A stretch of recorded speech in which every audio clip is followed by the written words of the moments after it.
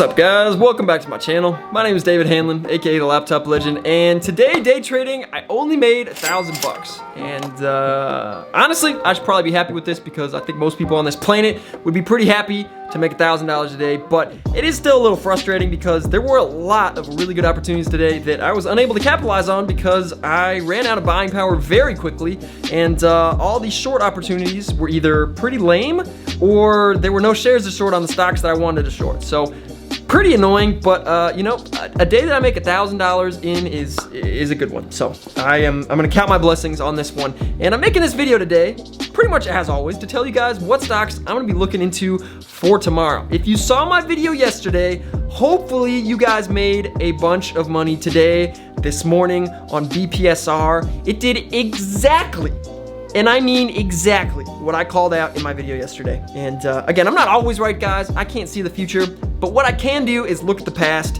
and it did the exact same thing that MDMP did on its day 2. It gapped up, it dipped down exactly to the levels of the previous day's closed, and then went on just an absolute crazy rip. And we had a ton of people in our Discord really bank on that one. I only took 2,500 shares, but we had some people take a lot more size than that and made thousands of dollars on that move. So again, if you're not in the Discord, definitely check that out in the link down below because I'm calling these plays out live every single day. And you know, I'm excited for tomorrow, guys, because I think we can have some pretty nice backside to these moves, and hopefully there should be some good dip buying opportunities if you missed, you know, buying on the front side of the run up. And if there are shares to short, my goodness, that is gonna be an A+ setup as well. So I'm excited for whatever tomorrow brings. I'm gonna talk about what I'm gonna be trading tomorrow in this video. So let's dive into that, and let's tell you guys what I'm gonna be doing. But first, please make sure to like this video. I'm begging you. I'm not ordering you this time, but I am begging you on both knees. And subscribe if you haven't already. I say this stuff every video, so you probably know the drill by now. And yeah, let's do it. All right, guys. So if you saw my video yesterday, you probably heard me talk about MDMP, and I just want to let you guys know towards the beginning of the video, so that you guys actually see this, that I did start a position in MDMP. Again, I think that it has the potential to see one of these days where it has a really big run and then pulls back. So if you're in from the bottom and you can sell into some of that volume when it starts spiking, I think it's a pretty decent trade opportunity. And you know, getting in here in that 15-cent area, you know, low 15 cents, I think it's a decent trade. And I'm risking 12.5, so making a new low below this one. The low here is 12.51, so if it breaks below that, I'll cut it. And I think it could easily get up to that 25-cent mark, you know, kind of this level right here. I was trying to draw, but you know, kind of this level right here. I don't think that's out of the question for a crazy one-day spike. So I think it's a pretty decent swing if you can get in at this area. So I picked up some shares. I just want to see what happens. It's pretty low volume right now, but again, we get one day that actually has some decent volume, and this thing could absolutely rip. It could absolutely rip. So that's why I took this as a swing position. Again, there's no news on this or anything. There's no real catalyst other than the chart. So I could totally just end up cutting this at 12.5 and end up losing money on this. I have no idea. Don't blindly follow me, but this is just a cool trade idea that I want to give you guys so that you have it out there. All right, so now let's talk about what is it? I totally forgot the ticker, guys. Yeah, there we go. BPSR. BPSR. This thing was a beauty today, and man, I want to dissect this intraday chart a little bit. So again, we can see here what happened right at open. So again, it gapped up right here, started selling off, but could not break down past this 36-cent mark. I drew that a little too hot, but you get the picture. It's this 36-cent mark right where the stock closed at the end of the day. And this is exactly what I was talking about yesterday, because this is what MDMP did. And that's why I figured it might do something like this. And this was a really good entry point when it held up this 36 level. So when it started bouncing here, I took some shares, and I forget what my actual fill was. I could probably try to check, but it's going to take too long. So it was somewhere in this area. It might have been 37, it might have been 38. But definitely under 30. It wasn't you know, up here or something like that. And this was a really nice rip, guys. It ripped all the way straight from 36, literally straight up to 54. 36 to 54. So that's 18 cents a share, which is crazy. You take 10,000 shares, you do that perfectly, that's $1,800. Now, obviously, you can't take, you know, I guess you can take 10,000 shares, but you can't time it that perfectly. At least it's pretty tough to time that perfectly. But I mean, you could get in at 38 and sell here at 50 or something like that, and that's still 12 times, you know, that's still 1,200 bucks. So it was a really nice trade. And what's crazy about this stock is the fact that it refused to break down. It absolutely refused to break down. And that's what makes it so great. So you can see here, it did have a pullback. You know, it pulled back past this key support area right here. And we're thinking, all right, is it over? Let's see if it holds this. And it cracks under that. And we're thinking, all right, man, this thing's probably over. But it never broke down past this low of day right here. It never broke down under 36. Instead, it bounced here and started making higher highs again. And I actually rebought it in this consolidation area right here. I think I bought it at like 39. I think I bought it at like 39, under 40, and it ended up ripping through. I took my gains way too early. I ended up selling most, I think at like 42 or something. And this is one of those opportunities where you guys need to work on your patience, and I need to work on my patience. Really, I guess I'm more speaking to myself here, but you got to be patient, and taking small size and letting the chart play out is a really good way of doing that. You know, when it makes a lower low, that's a good time to cut. But when it starts spiking and you know, it tries to make a high, but then it ends up forming this ascending, oh, come on, I don't want to zoom in. It forms this, this ascending triangle right here, and then ends up breaking out of that. That's a beautiful breakout. Look at this run straight out of there. And I called this out in the Discord. Again, I said if this breaks out past 45 cents, this is a clear buy.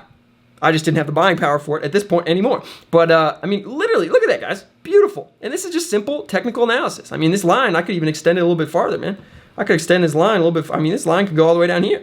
Look at that. That's a beautiful ascending triangle. And once it breaks out past that, man, it's off to the races. Now, what was weird about this was the fact that it had some very strange high of day breakouts. So typically when you break out past high of day, it's pretty explosive. But in this market, I feel like we've been seeing a lot of those high of day breaks where it's not explosive at all. And it barely breaks out, and then it kind of like fakes you out and then pulls back. And then it breaks out higher, but then it pulls back again. And you can see it did that here. You know, this was the new high day, so it broke out past that. Barely broke out and pulled back under, and then broke out a little bit again, and then pulled back under a lot more, but it still held this area at 53. I also called that out as the key area that you needed to watch. You know, if it bounced here a couple times, and it was kind of sketchy in this area. You know, I thought it might break down under 53. If it did, I think it would have been game over. But it was able to hold that and able to break to new highs again over this. And again, it was a sketchy one. You can see the first time it broke out, it pulled back, and then it ripped higher, and then it pulled back below, and then it came back up. So it was like a very choppy breakout. You know, it wasn't anything clean like we had this morning, which is a little bit frustrating, which means, you know, you can't buy with big size on these high of day breakouts because you're going to end up taking a huge loss. So what you have to do is let the chart develop. And if you're going to be buying, buy in these intraday periods. You know, buy when it's consolidating in this 40 cent range. You know, you buy at 39 and you're risking the break of 38. That is a good buy. You know, if you're buying here at high a day, it's really tough, man. It's really tough. You're putting yourself in a position to take some big losses. Or, you know, buy right near this support. And I personally would have been shorting here because I figured it was more likely to break down under 53 and completely die. But when it didn't break down, you know, you could have gone long here at 54. And, man, it was just such a great chart, man. It's just such a great chart. So we are definitely going to get some opportunities out of this tomorrow. Honestly, based on what it's been looking like, I would be very surprised if we get a ton of red candles in a row and then a clean, easy bounce out of this thing, guys. So we're going to need to be extra careful, especially because the executions on this stock are abysmal still. I mean, they're really still pretty trash. So I would not take big size. If we get a morning panic tomorrow on this thing, you know, it starts... It always zooms in when I don't want it. If it starts, you know, looking like this, guys, if this is what the chart looks like tomorrow morning, and you want to buy in, and you're thinking it's gonna, I literally can't draw these lines. You're thinking it's gonna go up like this. It might end up just going up. Let me remove this one. It might end up just going like this, and then another one like this. So you gotta be really careful on fake out bounces because it's been really choppy, and I don't expect to get a clean one when we end up when we finally put a top in. You know, whenever that happens, it's going to have some nice backside. And if there are shares to short, it's going to be an incredible short. There are none at Schwab, but potentially, you know, there's some at some other brokerages. But the main thing that probably we're going to have to do is look to dip buy. And if we can get, say this were red candles, that would be ideal. But I don't think it's going to be that clean. I really don't. So, you know, we might get some breakdowns. We might get some breakdowns like this, where there's a couple. And you got to really nail your entries, especially if it's the first breakdown. Because if it's the first breakdown and there's like a mini bounce, if you chase into that bounce, you know, you're buying right here, it's going to break down below the low of that bounce and go into another panic. and you're going to be selling market or selling whatever, and you're not going to be able to get out, and you're going to lose a lot of money, 5-8 cents a share. So be very careful, guys. I think that's the main thing. Watch out for a choppy breakdown tomorrow. If there's a huge clean panic, hell yeah, dip by that. But I don't expect it to be that clean at any point. And it did close right near the high of day, so we're probably going to push higher tomorrow. There might be another gap up. It might continue, but it's definitely going to come back and come down hard at some point soon. Again, go look at any of the old charts, and you'll see that any stock that comes up this much, 1,000% in a day, or I guess in 2 days, is going to pull back a lot. It's going to pull back a lot. And based on what I've seen, maybe it pulls back to 20 cents, to 25 cents, maybe 30 cents, but it's going to pull back a lot, guys. It's going to pull back a lot. No stock runs 1,000% and just stays up there. Every single stock will pull back, and it could run. It could run farther, guys. It could run to 2,000 and pull back to only 500% up. But I have no idea what it's going to look like. But just be ready for that. And rant over on BPSR. GVSI is the other one that I've been talking about for several days now. This is the George Sharp custodianship play. We had someone in the Discord today ask what custodianship is, and again, I'm not an expert on this, and I said that then. But in my understanding, custodianship is where someone kind of takes the reins of a company and leading them through what they need to do to get themselves on the right track again. And whether that is fixing their SEC filings, making sure that their accounting is up to date, making sure that they're following all the good standards that you need to do to be a reputable company, etc. That is my understanding of what custodianship is. And if I'm not mistaken, someone correct me if I'm wrong. If I am, please let me know down in the comments. But in my understanding, George Sharp was a custodian for TSNP back in the day before it turned into Humble, and you can see the run that thing went on. It went from literally $0 all the way up to $1.80 something before the reverse split. So it's probably a pretty good thing when he is the custodian of a company. So this thing could go a lot higher. Not Humble, GVSI could go a lot higher, but it is getting pretty overextended. Look at all these green days in a row. It's getting pretty overextended. Now, that's not to say that this thing could not have an epic blow the top off day and go to 10 cents before it actually starts pulling back. The good news is there are shares to short of this, and it's been a little tricky. It's been a little choppy. You can see on this intraday chart, it's very, very choppy. Very, very choppy. But hopefully it'll put in a top soon, or it will have an explosive breakout that we can trade, because there are opportunities on both sides for this one. GGII, I'm still going to keep calling this one out. I can't go long on this one. Well, I guess I could go long, but I didn't really have buying power, and there's no shares to short anymore, so there's not a ton of great opportunities for me on this one, but it's a very similar story. It's pretty much straight up. Pretty much straight up, man. I mean, this thing came from 0.0001, and now it's at 3.4 cents. So it's crazy, man. It's crazy the runs that these things go on. Now, what's crazier is if you go back and imagine the chart for TSNP, that thing came from 0.0001 and went all the way up to $1.80 something cents. That is what's crazy.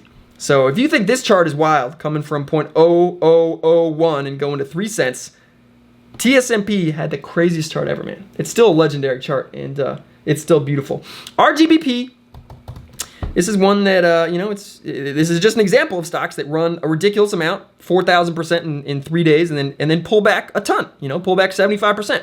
So that's just one example. But today it had a nice little bounce, and, if you caught it on this breakdown, it was nice. I shorted when it broke down under 2, made a little bit there, and then ended up shorting into this top, making a little bit, and I wish I could have gone long for this run-up, but I couldn't because I have no buying power. But this is one that you always want to keep on your watch list, and if it's moving, I'll be calling it out. That's pretty much it for these random runners. I guess SOAN, this is one that you guys want to keep on your radar. I made some decent money on this one today. I called out in the Discord. I bought it at, like 6.8 or something like that, and I ended up selling most of it here at like 7s. No, 6 point, where did I buy it? 6.6s? I think I bought it 6.6s, but not here. I bought it, I want to say it was here on this dip or something like that. I think I may have bought like right here, and I sold a good amount right here, and then I kept the rest and I sold the rest up here, I want to say, or something like that. So around this area is where I was selling, but this one, apparently they're going on some conference, and I'm hearing some crazy things about this. I think this could have some explosive moves.